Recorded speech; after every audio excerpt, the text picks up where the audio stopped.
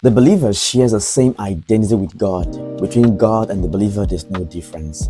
The Father and the Son has the same identity. God transferred us from the kingdom of darkness and then adopted us into sonship.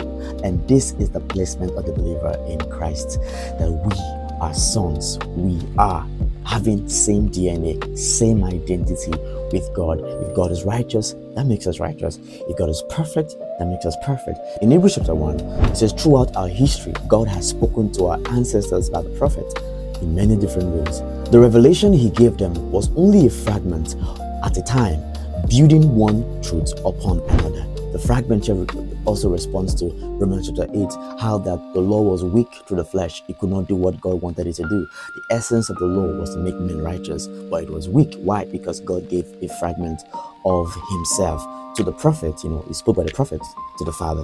But to us living in these last days, God now speaks to us openly in the language of Son.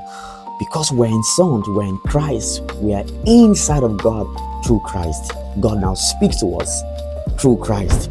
Now, he went further to explain who the Son is, the identity of the Son. Don't forget that we have been made one with God, same identity with God, the placement of God. And then it says in verse 2 that the Son is the dazzling radiance, God's splendor, the exact expression of God's true nature.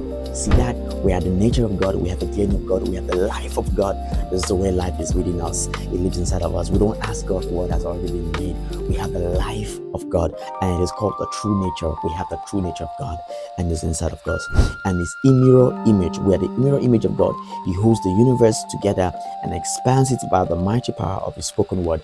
He accomplished for us the complete cleansing of sins, and then took his seat on the highest throne, on the right hand of the majesty high.